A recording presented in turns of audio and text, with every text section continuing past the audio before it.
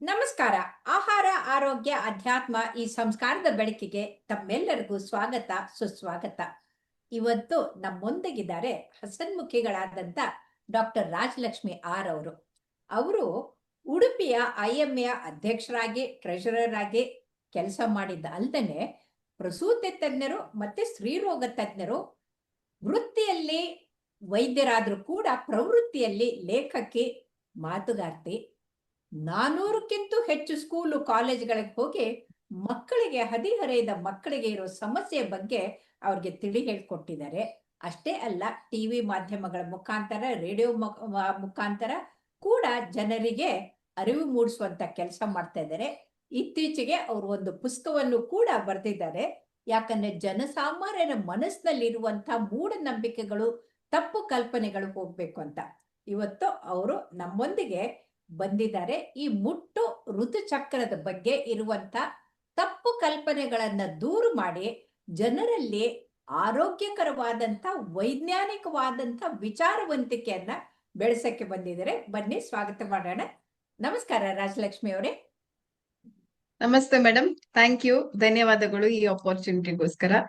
ನೀವ್ ಹೇಳಿದಂಗೆ ಮುಟ್ಟಿನ ಬಗ್ಗೆ ಇನ್ನೂ ಎಲ್ಲರಿಗೆ ಹಲವಾರು ಸಂಶಯಗಳು, ಹಲವಾರು ನಂಬಿಕೆಗಳಿದ್ದಾವೆ. ಅದರ ಬಗ್ಗೆ ನಾವಿವತ್ತು ಕ್ಲಾರಿಫೈ ಮಾಡ್ಕೊಳ್ಳೋಣ. ಯಾಕಂದ್ರೆ ಒಂದು ಕಾಲಕ್ಕೆ ಮುಟ್ಟಾಯ್ತು ಅಂತಂದ್ರೆ ಹುಡುಗಿನ ಮನೆಯಿಂದ ಆಚೆಗೆ ಒಂದು ಮೂಲೆಯಲ್ಲಿ ಚಾಪೆ ಹಾಕಿ ಚೊಂಬು ಲೋಟ ಕೊಟ್ಟು ಹೊರಗಡೆ ಕೂಡ್ಸ್ಬಿಡ್ತಾ ಇದ್ರು. ಅಡುಗೆ ಮಾಡಬಾರ್ದು, ಯಾರನ್ನು ಮುಟ್ಟಿಸ್ಕೋಬಾರ್ದು, ದೇವ್ರಂತೂ ಹೋಗ್ಲೇಬಾರ್ದು, ದೇವಸ್ಥಾನಕ್ಕೂ ಹೋಗ್ಬಾರ್ದು, ಆ ಹೊತ್ತಿನಲ್ಲಿ ಸಂಭೋಗ, ಅಡುಗೆ ಮಾಡೋದು ಯಾವುದೂ ಇರಬಾರ್ದು ಅಂತ ಅವ್ರನ್ನ ಇಡ್ತಾ ಇದ್ರು. ಅದಕ್ಕೇನಾದ್ರೂ ವೈಜ್ಞಾನಿಕವಾದಂತ ಕಾರಣ ಇತ್ತಾ, ಅಥವಾ ಹಾಗೆ ಒಂದು ಅದು ರೂಢಿಯಾಗಿ ಬಂದ್ಬಿಟ್ಟಿತ್ತ, ಏನು ಅಂತ? ಮೊದಲನೇದಾಗಿ ಮೇಡಮ್, ಮುಟ್ಟು ಅನ್ನುವಂತ ಒಂದು ಹೆಣ್ಣಿನ ಬಾಳಿನ ನೈಸರ್ಗಿಕ ಕ್ರಿಯೆ. ಹೌದು. ಹಿಂದಿನ ಟೈಮಲ್ಲೆಲ್ಲ ಕೂಡು ಕುಟುಂಬ ಇರ್ತಾ ಇತ್ತು, ಮನೆಯಲ್ಲಿ ತುಂಬಾ ಜನಗಳು ಇರ್ತಾ ಇದ್ರು, ಹಾಗೆ ಕೆಲಸ ಜಾಸ್ತಿ ಇರ್ತಾ ಇತ್ತು ಹೆಂಗಸರಿಗೆ. ಇನ್ನೊಂದು, ಸ್ವಚ್ಛತಾ ಸಾಧನಗಳದ್ದು ಕೊರತೆ ಇತ್ತು. ಅವರಿಗೆ ಬ್ಲೀಡಿಂಗ್ ಆಗುವಾಗ ಬಳಸ್ಲಿಕ್ಕೆ ಬೇಕಾದಂತ ಸ್ಯಾನಿಟರಿ ನ್ಯಾಪ್ಕಿನ್ ಎಲ್ಲ ಅವಾಗ ಇರ್ಲಿಲ್ಲ, ಬಟ್ಟೆಯನ್ನೇ ಬಳಸ್ತಾ ಇದ್ರು. ಆಮೇಲೆ ಮುಟ್ಟು ಅಂದ್ರೆ ಅದ್ ಗುಟ್ಟಾಗಿರ್ಬೇಕು, ಯಾರಿಗೂ ಗೊತ್ತಾಗ್ಬಾರದು ಹೇಳುವಂತ ಒಂದು ಮನೋಭಾವನೆ ಇತ್ತು. ಇದೆಲ್ಲದ್ರಿಂದ ಒಟ್ಟಾಗಿ ನನ್ಗನ್ಸತ್ತೆ ಆ ಕಾಲದಲ್ಲಿ ಹೊಲ ಗದ್ದೆಗಳಲ್ಲಿ ಕೆಲಸ ಮಾಡುವವರು ಮನೇಲಿ ಇರ್ತಿದ್ರು, ಕೆಲಸದವರಿಗೂ ಅಡಿಗೆ ಮಾಡಿ ಹಾಕ್ಬೇಕಾಗಿತ್ತು ಹೆಂಗಸರು, ಮನೆಯವರಿಗೆ ಅಲ್ಲದೆ. ಸೊ ಈ 5 ದಿನಗಳಾದ್ರೂ ಆಕೆಗೆ ಒಂದು ರೆಸ್ಟ್ ಸಿಗ್ಲಿ, ಆಕೆಗೆ ಒಂದು ವಿಶ್ರಾಂತಿ ಆಗ್ಲಿ ಅಂತ ಪ್ರಾರಂಭ ಆಗಿರ್ಬೋದು ಅಂತ ಅನ್ಸತ್ತೆ ನಾನು. ಅದನ್ನ ನಾವು ಈಗ ಒಂದು ಕಟ್ಟುಕಟ್ಟಳೆ ಅಂತ ಹೇಳಿ ಮಾಡ್ಕೊಂಡ್ ಬರ್ತಾ ಇದ್ದೀವಿ ಅಂತ ಹೇಳಕ್ ಇಷ್ಟಪಡ್ತೇನೆ. ಆಕ್ಚುಲಿ ಅದರಲ್ಲಿ ಏನು ವೈಜ್ಞಾನಿಕವಾಗಿ ಹೇಳುವಂತದ್ದು ಏನು ಇಲ್ಲ, ವೈಜ್ಞಾನಿಕವಾಗಿ ಮುಟ್ಸ್ಕೊಳ್ಬಾರ್ದು. ಆಮೇಲೆ ಈಗ ಗೌರ್ಮೆಂಟೇನೆ ಮುಟ್ಟಾದಾಗ 3 ದಿನ ರಜಾ, 5 ದಿನ ರಜಾ ಅಂತ ಘೋಷಣೆ ಮಾಡಿದ್ದಾರೆ. ಸೊ ಹಾಗಾಗಿ ಯಾರಿಗೆ ನೋವಿರುತ್ತೋ, ತೊಂದರೆ ಆಗುತ್ತೋ ಅದನ್ನು ಕೂಡ ಮಾಡಿದ್ದಾರೆ. ಹೌದು, ಅದೇ ಅಂದ್ರೆ ಈಗ ಅದರ ಬಗ್ಗೆ ವೈಜ್ಞಾನಿಕ ಅರ್ಥ ಆಗಿದೆ. ಅರ್ಥ ಹಾಕೊಂಡು ಕೆಲವರಿಗೆ ಸಿವಿಯರ್ ನೋವಿರತ್ತೆ. ಈ ಎಂಡೋಮೆಟ್ರಿಯೋಸಿಸ್ ಅಂತ ಇರುವವರಿಗೆ ತಾಳಲಾಗದ ವೇದನೆ ಇರತ್ತೆ. ಹಾಗೆ ಕೆಲವರಿಗೆ ಹೆವಿ ಬ್ಲೀಡಿಂಗ್ ಕೂಡ ಇರತ್ತೆ, ತಡ್ಕೊಳ್ಲಿಕ್ ಆಗುದಿಲ್ಲ, ಎನಿಮೆ ಇರತ್ತೆ. ಅಂತವರು ಆ ಲೀವನ್ನ ಸದುಪಯೋಗ ಪಡಿಸ್ಕೊಳ್ಬಹುದು ಅಂತ ಅನ್ಸತ್ತೆ ನನ್ಗೆ. ಹಾಗನ್ಸತ್ತೆ ಮೇಡಮ್. ಆಮೇಲೆ ಈಗ ಗುಟ್ಟು ಇಡ್ಬೇಕಾಗಿಲ್ಲ, ಅಥವಾ ರಟ್ಟು ಮಾಡ್ಬೇಕಾಗಿಲ್ಲ, ನಾರ್ಮಲ್ ಜೀವನ ನಡೆಸಬಹುದು ಅಂತ. ಅವರು ವ್ಯಾಯಾಮ ಮಾಡ್ಬೋದಾ, ಇದ್ ಮಾಡ್ಬೋದಾ, ಏನು ಅಂತ, ಈ ಸ್ವಿಮ್ಮಿಂಗ್ ಮಾಡ್ಬೋದಾ, ಅದನ್ನ ಬಗ್ಗೆ ತಿಳಿಸಿ. Cycling, swimming. ನಾನು ಆಗ್ಲೇ ಹೇಳಿದೆ, ಇದು ಒಂದು ನೈಸರ್ಗಿಕ ಪ್ರಕ್ರಿಯೆ. ಅದನ್ನ ಸ್ವಾಭಾವಿಕವಾಗಿಯೇ ಇಡ್ಬೋದು. ಅದನ್ನ ಯಾರಿಗ್ ಹೇಳ್ಬೇಕಂತನೂ ಇಲ್ಲ, ಅಥವಾ ಅದನ್ನ ಗುಟ್ಟಾಗಿ ಇಡ್ಬೇಕಂತನೂ ಏನೂ ಇಲ್ಲ. ಈಗ ಎಕ್ಸಸೈಸ್ ಮಾಡಿದ್ರೆ ಆಕ್ಚುಲಿ ಒಳ್ಳೇದು. ತುಂಬಾ ಹೆವಿ ಎಕ್ಸಸೈಸ್ ಅಲ್ಲ, ಮಾಮೂಲು ಎಕ್ಸಸೈಸ್, ಸ್ಟ್ರೆಚಿಂಗ್ ಎಕ್ಸಸೈಸ್, ನಡಿಗೆ ಮಾಡಿದ್ರೆ ಮೊದಲನೇದಾಗಿ ಅವ್ರಿಗೆ ಏನು ಮುಟ್ಟಿನ ಹೊಟ್ಟೆ ನೋವು ಕಾಣಿಸ್ಕೊಳತ್ತಲ್ಲ, ಅದು ಕಡಿಮೆ ಆಗತ್ತೆ. ಎರಡನೇದಾಗಿ ನಮ್ಮ ಬವಲ್ ಮೂವ್ಮೆಂಟ್ಸ್ ಎಲ್ಲ ಸರಿಯಾಗಿ ಆಗಿ ಹೊಟ್ಟೆಯುಬ್ಬರ ಏನಾಗತ್ತೆ, ಗ್ಯಾಸ್ಟ್ರಿಕ್ ಅಂತ ಹೇಳ್ತಾರೆ, ವಾಂತಿ ಅಂತ ಹೇಳ್ತಾರೆ, ಅದನ್ನು ಕಡಿಮೆ ಆಗತ್ತೆ. ಮೂರನೇದು ಅಂಡ್ ಇಂಪಾರ್ಟೆಂಟ್, ಈ ಎಕ್ಸಸೈಸ್ ಇಂದಾಗಿ ನಮ್ಮ ಬ್ರೈನ್ ಅಲ್ಲಿ ಸೆರೆಟೋನಿನ್, ಎಂಡಾರ್ಫಿನ್ಸ್ ಎಲ್ಲ ರಿಲೀಸ್ ಆಗಿ ಮನಸ್ಸಿಗೆ ಉಲ್ಲಾಸ ಆಗತ್ತೆ. ಸೊ PMS ಇರುವಾಗ, ನೋವು, ವೇದನೆ ಅಂತ ಹೇಳುವಾಗ ಕೂಡ ಅದು ಹೆಲ್ಪ್ ಮಾಡತ್ತೆ. ಸೊ ಎಕ್ಸಸೈಸ್ ಅನ್ನ ಯೋಗನು ಧ್ಯಾನನು ಮಾಡ್ಬೋದೇ? ಯೋಗಾನು ಧ್ಯಾನನು ಮಾಡ್ಬೋದು ಮೇಡಮ್, ಅದ್ರಲ್ಲೂ ಏನ್ ಮಾಡ್ಬೋದು. ತೊಂದ್ರೆ ಹೌದು. ಇಲ್ಲ. ಆದ್ರೆ ಹೆವಿ ಆದ ಯೋಗ ಧ್ಯಾನ ಮಾಡ್ಬೇಕಾಗಿಲ್ಲ, ಓಕೆ. ಹದವಾದದ್ದನ್ನ ಮಾಡ್ಬೋದು. ನೀವು ಸ್ವಿಮ್ಮಿಂಗ್ ಮಾಡ್ಬೋದಾ ಕೇಳಿದ್ರಿ. ಹೌದು, ಹ್ಮ್. ಮುಂಚೆ ಎಲ್ಲ ಸ್ವಿಮ್ಮಿಂಗ್ ಮಾಡ್ಲಿಕ್ಕೆ ಜನ ಹಿಂದೆ ಮುಂದೆ ನೋಡ್ತಿದ್ರು, ಯಾಕೆಂದ್ರೆ ಅವಾಗ ನಾವು ಪ್ಯಾಡ್ ಗಳನ್ನ ಯೂಸ್ ಮಾಡ್ತಾ ಇದ್ವಿ. ಇವಾಗ ಹೌದು. ಟ್ಯಾಂಪನ್ಸ್ ಬಂದಿದೆ, ಮೆನ್ಸ್ಟ್ರಲ್ ಕಪ್ ಕಪ್ಪು ಬಂದಿದೆ. ಕಪ್ ಸೊ ಬಂದಿದೆ. ಅದ್ ಹೌದು. ಹಾ, ಹೌದು. ಮೆನ್ಸ್ಟ್ರಲ್ ಕಪ್ ಬಂದಿದೆ. ಅದು ಹ್ಮ್. ಯೋನಿಯ ಒಳಗೆ ಇಟ್ಕೊಂಡ್ರೆ ಪೀರಿಯಡ್ಸ್ ಆಗಿದ್ದೇ ಗೊತ್ತಾಗಲ್ಲ. ಆಕ್ಚುಲಿ ಹೌದು. ಅದರಿಂದ ಸಕ್ಷನ್ ಎಫೆಕ್ಟ್ ಹೊರಗಡೆ ಇರೋದ್ರಿಂದ ರಕ್ತನೂ ಕೆಲವರಿಗೂ ಬರೋದಿಲ್ಲ. ಹೌದು. ಹೌದು. ರಕ್ತ ಹೊರಗ್ ಬರಲ್ಲ. ಆಮೇಲೆ ಅದು ಒಂಥರ ಅಲ್ಲಿ ವ್ಯಾಕ್ಯೂಮ್ ಕ್ರಿಯೇಟ್ ಆಗಿರುತ್ತೆ, ಸಕ್ಷನ್ ಇಫೆಕ್ಟ್ ಇರತ್ತೆ, ಪೇನ್ ಕಡಿಮೆ ಆಗತ್ತೆ ಅಂತ ಹೇಳ್ತಾರೆ ಅದನ್ನ ಬಳಸಿದವರು. ಸೊ ಹ್ಮ್. ಆಗಿರುವಾಗ ಸ್ವಿಮ್ಮಿಂಗು ಮಾಡ್ಬೋದು, ಯೋಗಾನು ಮಾಡ್ಬೋದು, ಟ್ರಾವೆಲ್ ಕೂಡ ಮಾಡ್ಬೋದು, ಮನೆಯಲ್ಲೇ ಹೌದು. ಹೌದು. ಕುತ್ಕೊಳ್ಬೇಕಂತ ಡಾನ್ಸು ಏನು ಇಲ್ಲ. ಮಾಡ್ಬೋದು. ಡಾನ್ಸು ಮಾಡ್ಬೋದು. ಖಂಡಿತವಾಗಿ, ಓಕೆ. ಖಂಡಿತವಾಗಿ ಆಮೇಲೆ ಮಾಡ್ಬೋದು. ಒಂದು ನಾನು ಅಂತಂದ್ರೆ, ಈಗ ಡಾನ್ಸ್ ಮಾಡ್ಬೋದು, ನಡಿಬೋದು, ಎಲ್ಲ ಸರಿ ಆಯ್ತು. ಆದ್ರೆ ಅವರು ಯಾವ್ದಾದ್ರೂ ಮಾಡ್ಲೇಬಾರ್ದು ಅನ್ನೋದು ಏನಾದ್ರೂ ಇದೆನಾ, ಅಥವಾ ಎಲ್ಲಾನು ನಾರ್ಮಲ್ ಆಗಿರ್ಬೋದಾ ಅಂತ? ಆ ಹೊತ್ನಲ್ಲಿ ಹದದಲ್ಲಿ ಗರ್ಭಿಣಿ ಆಗಕ್ ಆಗೋದಿಲ್ಲ ಅನ್ನೋ ಒಂದು ಭಾವನೆನೂ ಜನರಲ್ಲಿ ಇದೆ ಅಲ್ವಾ? ಹ, ಮೊದಲನೇದಾಗಿ ಹೇಳ್ತೇನೆ ಮೇಡಮ್, ಯಾವುದೇ ಆಕ್ಟಿವಿಟಿಯನ್ನ ಹದವರಿತು ಮಿತವಾಗಿ ಮಾಡ್ಬೋದು. ತುಂಬಾ ಮಾಡ್ಬೇಕು. ಟ್ರೈನಿಂಗ್ ಮಾಡ್ಬೇಕು, ಅಥ್ಲೆಟಿಕ್ಸ್ ಓಡುದು ಅದ್ ಹಾಗೆಲ್ಲ ಮಾಡಿದ್ರೆ ಬೇಕಾಗಿಲ್ಲ. ಸ್ವಲ್ಪ ಕಾಂಪಿಟೇಷನ್ಗೆ ಸುಸ್ತಾಗ್ಬೋದು, ಯಾಕೆಂದ್ರೆ ಆಗಲ್ಲ. ಹ್ಮ್. ರಕ್ತ ಹೋಗ್ತಾ ಇರತ್ತೆ, ಅವ್ರಿಗೆ ಅದನ್ನ ಇರತ್ತೆ. ತಡ್ಕೊಳಕ್ ಅನಿಮಿಯಾ ಶಕ್ತಿ ಆಗುತ್ತೆ. ಇರ್ಲಿಕ್ಕಿಲ್ಲ. ಹೌದು. ಅದರಿಂದ ಪ್ರಾಬ್ಲಮ್ ಆಗ್ಬೋದು. ಮತ್ತೆ ಹ್ಮ್. ಇನ್ನೊಂದು ನೀವು ಕೇಳಿದ್ರಿ ಏನು ಮೇಡಮ್, ಇದು ಕ್ವೆಶನ್. ಗರ್ಭಿಣಿ ಆಗೋದಿಲ್ಲ ಮುಟ್ಟಿನ ಹಾ, ಸಮಯದಲ್ಲಿ, ಗರ್ ಸಂಭೋಗ ಮಾಡಬಾರ್ದು ಅಂತ ಅನ್ನೋದು ಇದೇನಾ ಅಂತ? ಓಕೆ, ಸಂಭೋಗ ಮಾಡಬಾರ್ದು ಅಂತ ಹೇಳುದು ಕೆಲವೊಮ್ಮೆ ಇನ್ಫೆಕ್ಷನ್ ಆಗ್ಬೋದು, ಹೌದು. ನಂಜಾಗ್ಬೋದು, ಆ ಹೌದು. ಹೆಣ್ಣಿಗೆ ಪಾಪ ಹೌದು. ನೋವಿದ್ರೆ ಅವಳಿಗೆ ಕಷ್ಟ ಆಗ್ಬೋದು ಅಂತ ಕಷ್ಟ ಹೇಳಿ. ಆಗ್ಬೋದು ಬಟ್ ಅಂತ. ಹೌದು. ಕೆಲವರಿಗೆ ಆತರ ಇಲ್ಲದವರು ಅವಾಗ ಸಂಭೋಗನು ಮಾಡ್ತಾರೆ. ಸಂಭೋಗ ಹ್ಮ್. ಮಾಡಿದ್ರೆ ಪ್ರೆಗ್ನೆಂಟ್ ಆಗುದಿಲ್ಲ ಅಂತ ಹೇಳಿಕ್ ಆಗುದಿಲ್ಲ. ಕೆಲವರಿಗೆ ಶಾರ್ಟ್ ಸೈಕಲ್ಸ್ ಇರುತ್ತೆ, ಸಣ್ಣ ಹ್ಮ್. ಸೈಕಲ್ ಇರುತ್ತೆ, ಓವ್ಯುಲೇಷನ್ ಹ್ಮ್. ಬೇಗನೆ ಆಗತ್ತೆ, ಹ್ಮ್. ಅಂತವರು ಪ್ರೆಗ್ನೆನ್ಸಿ ಆಗ್ಲಿಕ್ಕೆ ಸಾಧ್ಯತೆ ಇದೆ. So okay. ಕಡಾಖಂಡಿತವಾಗಿ ಆ ಟೈಮಲ್ಲಿ ಹಾ. ಮಾಡಿದ್ರೆ, ಸಂಭೋಗ ನಡೆಸಿದ್ರೆ ಪ್ರೆಗ್ನೆಂಟ್ ಆಗುದಿಲ್ಲ ಅಂತ ಹೇಳಿಕ್ ಆಗುದಿಲ್ಲ. ಆಗೋದಿಲ್ಲ. ಓಕೆ. ಹ, ಓಕೆ. ಹ. ಹಾಗಾದ್ರೆ ಈಗ ಆಹಾರ ಪದ್ಧತಿ ಯಾವ ತರ ಇರಬೇಕು? ಏನಾದ್ರೂ ವಿಶೇಷವಾಗಿ ತಗೊಳ್ಬೇಕಾಗತ್ತಾ ಆ ಸಮಯದಲ್ಲಿ, ಏನು ಅಂತ? ಓಕೆ, ಹಿಂದಿನ ಜನಗಳು ಹೇಳ್ತಿದ್ರು ಖಾರ ತಿನ್ಬಾರ್ದು, ಹ್ಮ್. ಬ್ಲ್ಯಾಂಡ್ ಡಯಟ್ ಇರ್ಬೇಕು, ಹ್ಮ್. ಸಪ್ಪೆ ಊಟ ಮಾಡ್ಬೇಕು ಅಂತ. ಹ್ಮ್. ಹಾಗೆ ಹ್ಮ್. ಏನು ಇಲ್ಲ. ಹ್ಮ್. ರೆಸ್ಟ್ರಿಕ್ಷನ್ಸ್ ಅಂತ ಹೇಳಿದ್ರೆ ಈಗಿನ ಜನಾಂಗದವರಿಗೆ ನಾವು ಹೇಳುವುದಾದ್ರೆ, ಆ ಇದು ಏನು, ಪ್ರೊಸೆಸ್ಡ್ ಫುಡ್, ಫಾಸ್ಟ್ ಹಾ. ಫುಡ್, ಅದನ್ನ ಹೌದು. ಆದಷ್ಟು ಹೌದು. ಅವಾಯ್ಡ್ ಜಂಕ್ ಮಾಡ್ಬೇಕು. ಫುಡ್. ಜಂಕ್ ಫುಡ್ ಮತ್ತೇನಂದ್ರೆ ತಗೊಳ್ಬಾರ್ದು ಅಂತ. ಜಂಕ್ ಹಾ. ಫುಡ್ ಅನ್ನ ಅವಾಯ್ಡ್ ಮಾಡ್ಬೇಕು. ಹ್ಮ್. ಆಮೇಲೆ ನಮ್ಮವ್ರು ಏನ್ ಮಾಡ್ತಾರೆ ಅಂದ್ರೆ, ಬೇಜಾರಾಯ್ತು ಹೇಳಿದ ಕೂಡಲೇ ಚಾಕ್ಲೇಟ್ ತಿನ್ನೋದು ಒಂದು ಅಭ್ಯಾಸ ಎಲ್ಲ ಹುಡುಗಿಯರದು. ಚಾಕ್ಲೇಟ್ಗೂ ಹುಡುಗಿಯರಿಗೂ ತುಂಬಾ ಒಂದು ಒಳ್ಳೆ ಬಂಧ. ಅವಿನಾಭಾವ ಆದ್ರೆ ಸಂಬಂಧ. ಆ, ಆ ಸಂಬಂಧ, ಆ ಚಾಕ್ಲೇಟ್ ಇಂದ ಪೇನ್ ಇನ್ನೂ ಜಾಸ್ತಿ ಆಗತ್ತೆ, ಅದರಲ್ಲಿರುವ ಹೌದು. ಶುಗರ್ ಇಂದಾಗಿ. ಹೌದು. ಹೌದು, ಹೌದು. ಜಾಸ್ತಿ ಆಗತ್ತೆ. ಸೊ ಹ್ಮ್. ತಿನ್ಲೇಬೇಕು ಅಂತಿದ್ರೆ ಡಾರ್ಕ್ ಚಾಕ್ಲೇಟ್ ಬರುತ್ತಲ್ಲ, ಬ್ಲಾಕ್ ಚಾಕ್ಲೇಟ್, ಕೋಕೋ ಜಾಸ್ತಿ ಹ್ಮ್. ಇರುವಂತದ್ದು, ಹ್ಮ್. ಶುಗರ್ ಹ್ಮ್. ಹ್ಮ್. ಇಲ್ಲದೆ ಇರುವಂತದ್ದನ್ನ ತಿನ್ಬೋದು. ಆಮೇಲೆ ಓಕೆ. ಮೂಡ್ ಹ್ಮ್. ಎಲಿವೇಟರ್ ಮಾಡುವಂತದ್ದು, ಈಗ ಬಾಳೆಹಣ್ಣು, ಅದರಲ್ಲಿ ಹೌದು. ಮೆಗ್ನೇಷಿಯಂ ಬಾಳೆ ಇದೆ. ಒಳ್ಳೇದು. ಅದು ನಮ್ ಅಂಡ್ ಅದು ಸೆರೋಟಿನಿನ್ ಇದೆ.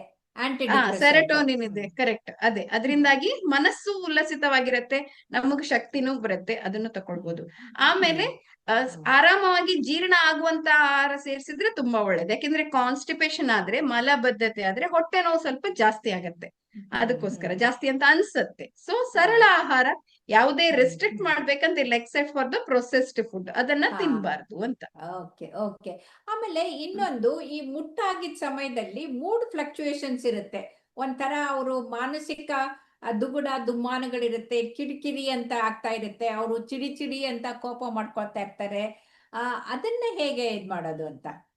ಓಕೆ, ಮುಂಚೆ ಅದಕ್ಕೆ ಹೆಚ್ಚು ಕಾಳಜಿ ಕೊಡ್ತಾ ಇರ್ಲಿಲ್ಲ. ಇವಾಗ ನಾವ್ ಹ್ಮ್. ಅದನ್ನ ಹ್ಮ್. ಪ್ರೊಜೆಸ್ಟ್ರಾನ್ ಹಾರ್ಮೋನ್ ನ ಇಫೆಕ್ಟ್ ಇಂದ ಆಗುವಂತದ್ದು ಹ್ಮ್. ಪ್ರೀ ಹ್ಮ್. ಮೆನ್ಸ್ಟ್ರುಯಲ್ ಸಿಂಡ್ರೋಮ್ ಅಂತ ಹೇಳ್ತೀವಿ.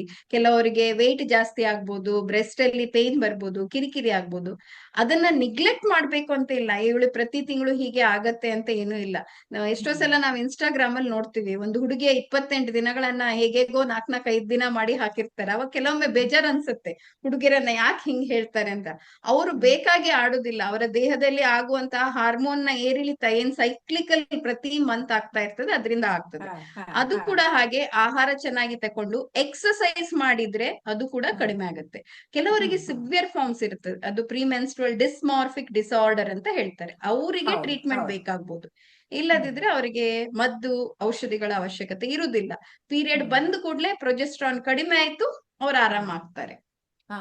ಆಮೇಲೆ ಇನ್ನೊಂದು, ಮುಟ್ಟು ಬಂದಾಗ ಪುಸ್ತಕಗಳನ್ನ ಮುಟ್ಬಾರ್ದು, ಸರಸ್ವತಿಗೆ ಇದಾಗತ್ತೆ ಅಂತ ಈ ತರ ಎಲ್ಲ ಮೂಢನಂಬಿಕೆಗಳು ತಲೆಯಲ್ಲೆಲ್ಲ ತುಂಬಿರ್ತಾರೆ. ಸುಮ್ನೆ ಅಷ್ಟು ಟೈಮ್ ವೇಸ್ಟ್ ಮಾಡಕ್ಕಾಗತ್ತ? 3 ದಿನ ಓದದೆ ಇರಕ್ಕಾಗತ್ತ ಅಂತ ಇಲ್ಲ ನಾನ್ ಮೇಡಮ್, ಕೇಳ್ತಾ ಇರೋದು. ಆಗೋದಿಲ್ಲ ಮೇಡಮ್. ನಾನು ಹೇಳ್ತೀನಿ ಕೇಳಿ. ಕೆಲವೊಮ್ಮೆ ಹೇಳ್ತಾರೆ ದೇವಸ್ಥಾನಕ್ ಹೋಗ್ಬಾರ್ದು ಅಂತ.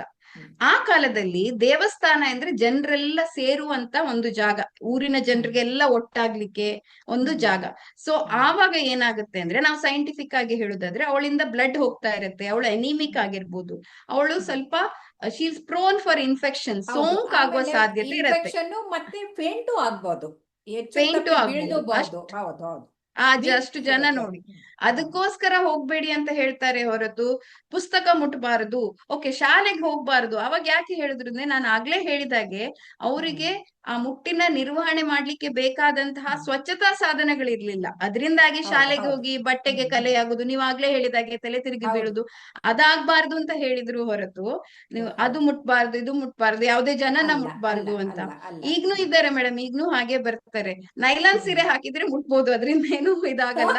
ಕಾಟನ್ ಸೀರೆ ಹಾಕಿದ್ರೆ ಮೈಲಿಗೆ ಆಗತ್ತೆ ಅಂತ ನಾನೊಂದು ಹೇಳಲಿಕ್ಕೆ ಇಷ್ಟಪಡ್ತೇನೆ. ನಾವು ಮಡಿ ಅಂತ ಏನ್ ಸ್ಟಾರ್ಟ್ ಮಾಡಿಕೊಂಡಿದ್ವೋ, ಇಟ್ ಈಸ್ ಅದು ಫಾರ್ ಸ್ವಚ್ಛತೆ, ಶುಚಿತ್ವಕ್ಕೆ, ಶುಚಿತ್ವ, ಶುಚಿತ್ವಕ್ಕೆ. ಕ್ಲೆನ್ಲಿನೆಸ್. ಹೌದು. It is not for touching and ಅಸ್ಪೃಶ್ಯತೆ ಅಲ್ಲ, ಅಲ್ಲ. ಹೌದು ಹೌದು ಅಲ್ಲ. ಸ್ವಚ್ಛತೆಗೆ ಮೇನ್ ಇಂಪಾರ್ಟೆನ್ಸ್ ಕೊಟ್ಟು ಅದೆಲ್ಲ ಆವಾಗ ಮಾಡ್ಕೊಂಡಿದ್ರು. ಈಗ ನಾವು ಮುಂದುವರೆದಿದ್ದೇವೆ, ನಮ್ಗೆ ಹಲವಾರು ಸಾಧನಗಳಿದ್ದಾವೆ. ಸೊ ಅದನ್ನ ನಾವು ಸೋಪ್ ಇದೆ, ಅಷ್ಟು ಆಂಟಿಸೆಪ್ಟಿಕ್ ಇದೆ, ಕೈ ತೊಳ್ಕೊಳಕ್ಕೆ, ಆ, ಇದಕ್ಕೆ ಎಲ್ಲದಕ್ಕೂ ಶುಚಿ ಮಾಡ್ಕೊಳಕ್ಕೆ ಇದೆ ಎಲ್ಲ ಇದೆ. ಪ್ಯಾಡ್ಸ್ ಇದೆ ಇದೆ, ಟೈಪೂನ್ ಇದೆ. ಹಾಗಾಗಿ ಯಾವ್ದನ್ನು ಮಾಡ್ದೇನೆ ಅಂದ್ರೆ ನಾರ್ಮಲ್ ಹೇಗಿರ್ತೀವೋ ಹಾಗೆ ಆ ದಿನಗಳಲ್ಲೂ ಹಾಗೇನೆ ಇರ್ಬೋದು ಇರ್ಬೋದು, ಅಂತ ಇರ್ಬೋದು. ಖಂಡಿತವಾಗಿಯೂ ಅದು ಇರ್ಬೋದು. ಇರ್ಬೇಕು ನಮ್ ಅಂತ ನಾವು ಖಂಡಿತವಾಗಿ ಹೇಳೋಣ ಜನರಿಗೆ. ಹೇಳ್ಬೇಕು ಖಂಡಿತವಾಗಿ. ಹೌದು. ಮತ್ತೆ ಇನ್ನೊಂದು ಹೇಳಕ್ ಇಷ್ಟಪಡ್ತೇನೆ ಮೇಡಮ್, ಇದು ಇಂಪಾರ್ಟೆಂಟ್ ಪಾಯಿಂಟ್. ಎಲ್ಲರ ಮನಸ್ಸಲ್ಲಿ ಹೇಗೆ ಅಂದ್ರೆ, ಮುಟ್ಟಿನ ಟೈಮಲ್ಲಿ ಏನು ದೇಹದಿಂದ ಹೊರ ಹೋಗುತ್ತೋ ಅದು ಕೆಟ್ಟ ರಕ್ತ, ಅಶುದ್ಧ ರಕ್ತ, ಅದು ದೇಹದೊಳಗೆ ಇರಬಾರ್ದು ಅಂತ. ಎಷ್ಟೊಂದ್ ಜನ ಅದು ಅಶುದ್ಧ ರಕ್ತ ಅಂತ ಅನ್ಸ್ಕೊಂಡು ಈ ಮಕ್ಕಳೆಲ್ಲ 1 ತಿಂಗಳವರೆಗೆ ಬ್ಲೀಡಿಂಗ್ ಇದ್ರೂ ಬರೋದಿಲ್ಲ, ಅದು ಹೋಗ್ಬೇಕು ದೇಹದಿಂದ ಅಂತ. ದೇವ್ರೇ ದೇವ್ರೇ, ಅದೇ ಅದನ್ನ ತಪ್ಪು, ನಾನು ಅದು ಹೇಳ್ಲಿಕ್ಕೆ ತಪ್ಪು ತಪ್ಪದು. ಇಷ್ಟಪಡ್ತೇನೆ. ಹೌದು ಹೌದು ಹೌದು. ಅದೇ ಅದನ್ನ ಅದು ಏನ್ ಬಹಳ ಹೇಳ್ಲಿಕ್ಕೆ ಮುಖ್ಯವಾದ, ಇಷ್ಟಪಡ್ತೇನೆ ನಾನು. ಬಹಳ ಮುಖ್ಯವಾದಂತ ಪಾಯಿಂಟ್. ಯಾಕಂದ್ರೆ ಕೆಟ್ಟ ಹ ರಕ್ತ ಹೋಗ್ತಾ ಇದೆ, ಹೋಗ್ಲಿ ಹೋಗ್ಲಿ ಅಂತ ಹಾ ಅನ್ಕೊಂಡ್ರೆ ಹೋಗ್ಲಿ ಅಂತ ಆಮೇಲೆ ಬಿಟ್ಬಿಡ್ತಾರೆ, ಅವ್ರದ್ದು ರಕ್ತಹೀನತೆ ಎನಿಮಿಯಾ ಬಂದ್ಬಿಡುತ್ತೆ. ಆಗತ್ತೆ, ಹೌದು ಹೌದು ರಕ್ತಹೀನತೆ ಎನಿಮೆ ಆಗತ್ತೆ. ಸೊ ಹೌದು. ಅದು ಕೆಟ್ಟ ರಕ್ತ ಅಲ್ಲ. ನಾವು ಹೊರ ಅಲ್ಲ. ಹೋಗುದು ಏನು, ಫಲಿತಗೊಳ್ಳದೆ ಇರುವಂತಹ ಅಂಡಾಣು, ಅದ್ರೊಟ್ಟಿಗೆ ಗರ್ಭಕೋಶ ತಾನ್ ಪ್ರೆಗ್ನೆಂಟ್ ಆದ್ರೆ ಇರ್ಲಿ ಅಂತ ಮಗುವಿಗೋಸ್ಕರ ಏನ್ ಬೆಡ್ ರೆಡಿ ಬೆಚ್ಚಗೆ ಮಾಡಿರ್ತಲ್ವಾ, ಮಾಡಿರುವಂತ ಬೆಡ್. ಆ ಬೆಚ್ಚಗೆ ನಾ ಬೆಡ್ ಹೋಗ್ತಾ ಇರುದು. ಒಂದ್ ವೇಳೆ ಅವಳು ಪ್ರೆಗ್ನೆಂಟ್ ಆಗಿದ್ರೆ ಅದೇ ರಕ್ತ ಮಗುವಿಗೆ 9 ತಿಂಗಳು ಆಹಾರ, ಆಕ್ಸಿಜನ್ ಎಲ್ಲವನ್ನ ಕೊಡತ್ತೆ. ಎಲ್ಲ ಸೊ ಕೊಡ್ತಾ ಅದು ಇತ್ತು. ಕೆಟ್ಟ ರಕ್ತ. ಅದು ಕೆಟ್ಟ ಆಗೋದಿಲ್ಲ ರಕ್ತ ಹೇಗೆ ಆಗತ್ತೆ, ಅದು ಆಗೋದಿಲ್ಲ ಒಳ್ಳೆಯ ಆಗೋದಿಲ್ಲ. ರಕ್ತ ಅಂತ ಹೇಳಿ. ಹೌದು. ಕೆಲವರಿಗೆ ಅದು ಆಮೇಲೆ ಇದೆ. ಅದರಿಂದ ಸ್ಟೆಮ್ ಸೆಲ್ಸ್ ಕೂಡ ತೆಗಿತಾರೆ.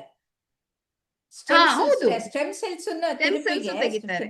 ಹೌದು ಹೌದು. ಹೌದು, ಹಲವಾರು So, ರೋಗಗಳಿಗೆ ಟ್ರೀಟ್ಮೆಂಟ್ ಮಾಡ್ಲಿಕ್ಕೆ ಹೌದು, ಬೇಕಾದಂತ ಟ್ರೀಟ್ಮೆಂಟ್ಗೂ ಇದೆ. ಸ್ಟೆಮ್ ಸೆಲ್ಸ್ ಕೂಡ ಹಾಗಾಗಿ ತೆಗಿತಾರೆ.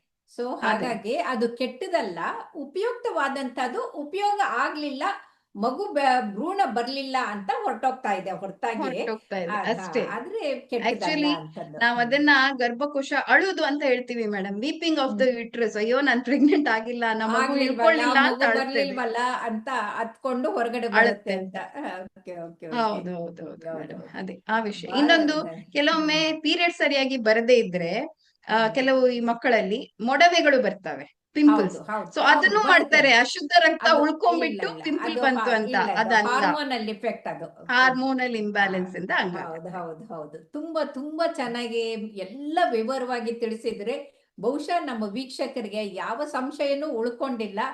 ಇನ್ಮೇಲೆ ಅವರು ತಮ್ಮ ಮಕ್ಕಳಿಗೆ, ಮೊಮ್ಮಕ್ಕಳಿಗೆ ಯಾವುದೂ ಹಿಂದೇಟ್ ಹಾಕ್ತಾನೆ ಹಿಡಿದೇನೆ ಅವ್ರಿಗೆ ನಾರ್ಮಲ್ ಆಗಿ ಬದುಕಕ್ಕೆ ಬಿಡ್ತಾರೆ ಅಂತ ಅನ್ಕೊಂಡಿದ್ದೀನಿ. ಧನ್ಯವಾದಗಳು, ನಮಸ್ಕಾರ. ಥ್ಯಾಂಕ್ ಯು, ಧನ್ಯವಾದಗಳು madam, thank you so much.